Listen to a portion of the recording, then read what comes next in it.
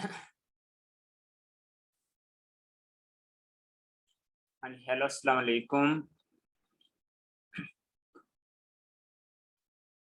First of all, welcome to the new semester, all students, and we will be having a new lab session,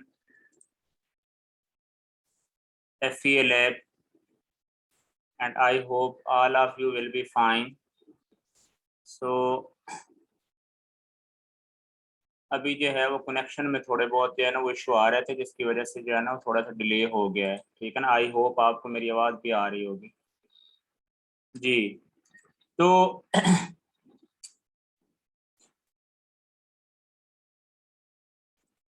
ji, FEA lab जो है वो मैंने आपको पूरा schedule send कर दिया है। और ये बात है कि अभी देखते हैं, अभी तो एक वीक का जो है वो हमें शेड्यूल दिया हुआ है। अगर नेक्स्ट वीक भी जो है वो ऑनलाइन रहता है तो देख लेंगे, अदरवाइज जो है वो अगर ऑन कैंपस जो है वो लैब सेशंस होते हैं तो in that case we will be quite easier. सही है ना, आपकी वैल्यूएशन भी साथ साथ हो जाएंगी और ये भी। और अगर ये ऑनलाइन होती हैं तो फिर जो है वो ये बात ज़हन में रखें कि आज के लेक्चर की हम जो है वो फर्स्ट इवेल्युएशन जो है वो नेक्स्ट वीक करेंगे और सिर्फ 10 नंबर की करेंगे। सही है ना? चलें, वेरी गुड। ठीक है ना, तो ओके सर, नोटिफिकेशन आ गया है, अब ऑन कैंपस है। सही हो गया, ठीक है। अच्छा, मैं यार इधर थोड़ा सा चैट को भी देख लो।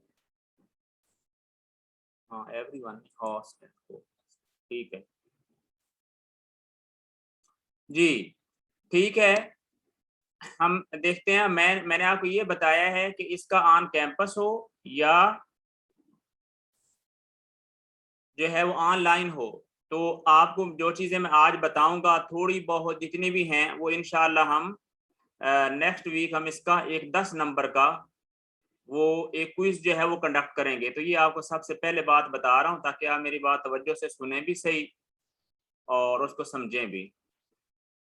अब ये देखें, सबसे पहली बात यह है कि FEA लैब जो है वो मुझे असाइन हुई है। अब FEA सब्जेक्ट आप माशाल्लाह थ्योरी में पढ़ रहे हैं तो आपको बहुत सारे जो स्टूडेंट्स हैं उनको प्रीवियस नॉलेज भी होगा कि इसका जो है वो पर्पस जो है वो क्या है FEA का। ठीक है ना, FEA का जो है वो अगर आप मकसद मेरी जो समझ है अपनी उसमें जो है वो कोई कमी पेशी हो सकती है, मे बी आप जो है वो बेहतर जानते हो कि एक्चुअली क्या है कि जो कंटिन्यूअस बॉडीज, जो आपको पता है कि यूनिवर्स में जितने भी हमारे पास बॉडीज हैं उनके जो सोल्यूशन कह लें या डिफ्लेक्शंस कह लें at each and every point, वो इम्पॉसिबल हैं। ठीक है ना, यानी ये है कि वो कंटिन्यूअस सिस्टम है, यानी कंटिन्यूअस सिस्टम्स को हम जो है वो डिस्क्रिटाइज करते हैं, यानी हम उनको जो है वो सेगमेंट्स में जो है वो डिस्ट्रीब्यूट करते हैं और हम उसी तरह हर सेगमेंट्स की जो है वो उस पर जो इफेक्ट है, डेफॉर्मेशन है, डिफ्लेक्शन है, हम उसको देखते हैं। और इसी तरह जो है वो सारे जो सेगमेंट्स होते हैं उनको जो है वो आपस में क्या काम करते हैं, उनकी डिफ्लेक्शन को सम अप करते हैं, कुमुलेटिव इफेक्ट देखते हैं और इस तरह हमें जो है वो रिजल्टेंट इफेक्ट जो है वो उनका मिल जाता है। ठीक है ना, तो एक्चुअली जो है वो चीज क्या है कि फाइनाइट एलिमेंट, ठीक है ना, फाइनाइट एलिमेंट का मकसद जो है वो यही है कि हम उस तरह जो है वो इनको सेगमेंट्स में जो है वो डिस्ट्रीब्यूट करते हैं।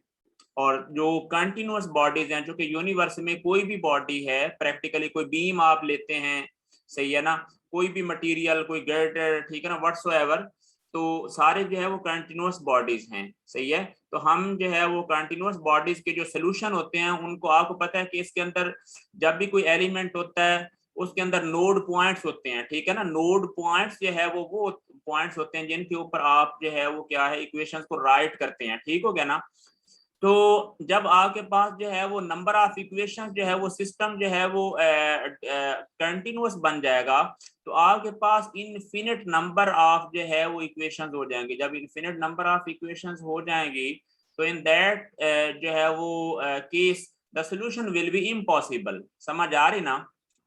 इन ये मैं सिर्फ आपको जो है वो थ्योरेटिकल जो है वो बैकग्राउंड और जो है इसके बारे में बता रहा हूँ कि असल में सब्जेक्ट का पर्पस क्या है। इस सब्जेक्ट का जो है वो पर्पस ये है कि आप ऐसे सिस्टम्स को जो है वो मतलब सॉल्व कर सकें। ठीक है ना, विद द हेल्प ऑफ जो है वो कंप्यूटर, जिनको प्रैक्टिकली जो है वो आप मतलब सॉल्व नहीं कर सकते, ठीक है ना, और रियल लाइफ जो है वो रिजल्ट्स जो है वो आप उनको जो है वो ऑब्टेन कर सकें, सही है। तो ये पर्पज है, यानी FEA सब्जेक्ट में जो है वो हम क्या कंटिन्यूअस बॉडीज को हम डिस्क्रीटाइज करते हैं, और डिस्क्रीटाइज करके हम क्या है उसके फाइनाइट नंबर ऑफ जो है वो सेगमेंट्स में हम उसको जो है वो एज्यूम करते हैं। अब वो जो सेगमेंट है उसकी जो लेंथ वो जितनी ज्यादा होगी उतना ही ज्यादा हमारे पास रफ सोल्यूशन होगा, और जितना ही ज्यादा हम जो सेगमेंट है या एलिमेंट कह लें, एलिमेंट की जो है वो जितनी हमारे पास लेंथ या उसका एरिया, ठीक है ना, जो कि हमारे पास डिपेंड करता है कि बार एलिमेंट्स हैं या हमारे पास सरफेस एलिमेंट्स हैं या हमारे पास जो है वो क्यूबिकल एलिमेंट्स हैं, ठीक है ना, बॉडी पे डिपेंड करता है कि बॉडी सॉलिड बॉडी है या इसी तरह कोई थिन शीट है, सही हो गया। तो उस पे जो है वो डिपेंड करता है। आप चैट में क्वेश्चन टाइप कर सकते हैं। डिस्क्रीटाइजेशन क्या है सुन लें, डिस्क्रीटाइजेशन जो है वो क्या है, ठीक है ना, ये जो है वो स्टूडेंट ने जो है वो ये क्वेश्चन में जो है वो लिखा है। देखें, डिस्क्रीटाइजेशन का मतलब ये होता है कि एक चीज को जो है वो फाइनाइट बनाना है, ठीक है ना। डिस्क्रीटाइज का मतलब है ये जो फाइनाइट एलिमेंट आप इसको कहते हैं उसको डिस्क्रीटाइज भी आप कह सकते हैं, ये ना, या जैसे कहते हैं कि डिस्क्रीट सोल्यूशन, ठीक है ना, या डिस्क्रीट जो है वो मकसद है उसका जो है वो बिहेवियर है, सही है ना। तो इसका ये पर्पज, यानी एक ऐसी चीज जिसको डिटरमिन किया जा सके, ठीक है ना, जिसको डिटरमिन किया जा सके, क्योंकि जो कंटिन्यूअस चीज है उसको डिटरमिन नहीं किया जा सकता, सही है ना। तो डिस्क्रीटाइजेशन का मतलब ये है कि उसको जो है वो डिटरमिन किया जा सकता है, उसको जो है वो हम एक सेगमेंट के साथ, क्योंकि उनके end to end node connect हो रहे हैं, तो एक का सोल्यूशन दूसरे के साथ जो है वो हम कोलैबोरेशन से जो है वो ऑब्टेन कर लेते हैं, ठीक हो गया ना। तो ये सिचुएशन है, सही हो गया। अब इसमें यहाँ तक जो है वो आपका किसी का कोई क्वेश्चन है तो बता दे, ये मकसद पर्पज होता है, ठीक है। बाकी ये है कि हम हर एरिया में जो है वो इसको जो है वो अप्लाई करते हैं, ठीक है ना, और हर एरिया का जो, और ये सब्जेक्ट जो है क्या कह लें कि ये लैब ये फुल फ्लेज, और ये मेरी जो पर्सनल सजेशन है कि दैट मस्ट बी ओवर जो है वो 2 or 3 सेमेस्टर्स, ठीक है ना, क्योंकि इसमें हर लैब या जितनी भी आपने लैब्स पढ़ी हैं स्टैटिक्स, डायनामिक्स, इसके अलावा और मैकेनिक्स ऑफ मटेरियल्स, हर किस्म की लैब जो जैसे आप प्रैक्टिकली ऑपरेटर्स पे काम करते हैं वो सारे रिजल्ट्स जो है वो आपको रियल लाइफ यहाँ पे भी ऑब्टेन हो सकते हैं, सही है। तो इसका जो है वो ये फायदा है, इसमें मटेरियल वगैरह भी डिफाइन कर सकते हैं और सारा कुछ कर सकते हैं। तो इस बेसिक नॉलेज के बारे में अगर आपको कोई कंफ्यूजन हो तो आप जो है वो बता दें, ये जो मैंने अभी तक जो है वो आपको जो है वो बोल के बताया है, सही हो गया। अच्छा जी, अब हम चलते हैं जनाब, इसको कुछ को ऐड कर लेते हैं।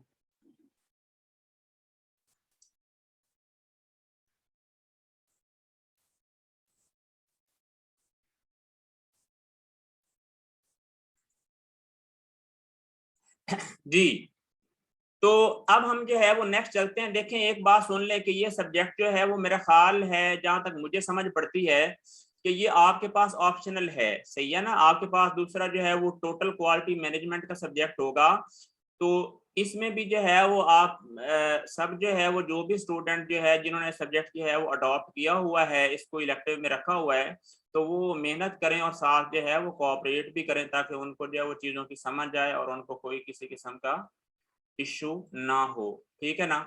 अच्छा, बता मैं ये रहा था कि जब आप ये जो है, हाँ जी सर ये इलेक्टिव नहीं है, अच्छा ये कंपलसरी है। अब 329 जो है वो ये कहता है सर इस बार ये कंपलसरी है ये।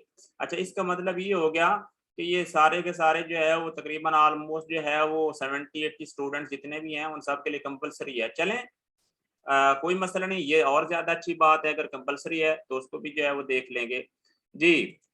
तो आप लोग फिर सारे ही सब भी जो है वो मेहनत करना। अब हम जो बात कर रहे हैं, अब मैंने आपको वैसे तो एक सोल्यूशन वैसे आपके नॉलेज के लिए जो है वो सेंड कर दिया है, अपना एक मैनुअल या हेल्पिंग जो है वो मटेरियल, सही है, तो वो आप बाद में करना।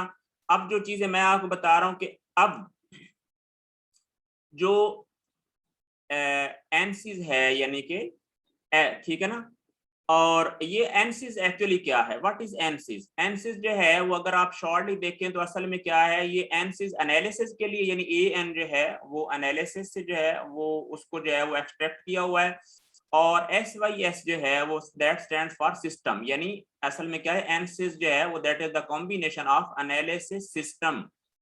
सही है, तो ये भी जो है वो मेरे इंफॉर्मेशन में था, तो मैंने कहा आपको जो है वो आपके नॉलेज में जो है वो ये चीज जो है वो बता दूं आपको जी। और उससे आगे ये है कि इसके अंदर सबसे पहले आपने जो आपका फर्स्ट स्टेप होता है, कोई भी आपने एनालिसिस करना है, किसी भी किस्म का कोई एनालिसिस करना है, तो आपकी जो फर्स्ट प्रायोरिटी होनी है, सही है ना, जो फर्स्ट प्रायोरिटी होनी है वो ये होनी है कि आपने उसी की तरह जो है वो सारे मॉडल बनाने हैं, ठीक है ना। यानी जैसे आपने सॉफ्टवेयर पढ़े हैं, ऑटोकैड पढ़ा है, उससे जो है वो मशीन डिजाइन जो है वो टूल लैब आपने पढ़ी है, ठीक हो गया ना। तो उसके अंदर जितने मॉडल्स आपने बनाए वो सारी मॉडलिंग टेक्निक के लिए जो है वो आपने बनाना है। अब इसमें उससे और ज्यादा इंपॉर्टेंट जो है वो जो पॉइंट है वो ये है कि आपने जब एनालिसिस करना है तो आपको एनालिसिस के लिए जो है वो डिपेंड करता है कि लोड की डिस्ट्रीब्यूशन कैसे है, और आपको कंप्लीट मॉडल, या जैसे फिजिकल लाइफ में मॉडल मौजूद होते हैं, कोई बॉडी मौजूद होता है जिस पर फोर्सेस या लोड लग रहा है, तो आपको 100% उस तरह मॉडल को बनाने की जो है वो कतई जरूरत नहीं है। आपने सिर्फ और सिर्फ जो है वो उसको क्या काम करना है, जितना आपको रिक्वायर्ड पोर्शन होगा। अगर देखें, अगर किसी मॉडल की सिमेट्री है, सही है ना, कुछ मॉडल्स होते हैं जो कि एक एक्सिस के अबाउट सिमेट्रिक होते हैं, फॉर एग्जांपल हॉरिजॉन्टल और वर्टिकल एक्सिस के अबाउट, यानी दो एक्सिस हैं, तो कोई हॉरिजॉन्टल के अबाउट सिर्फ सिमेट्रिक होगा, वर्टिकल के अबाउट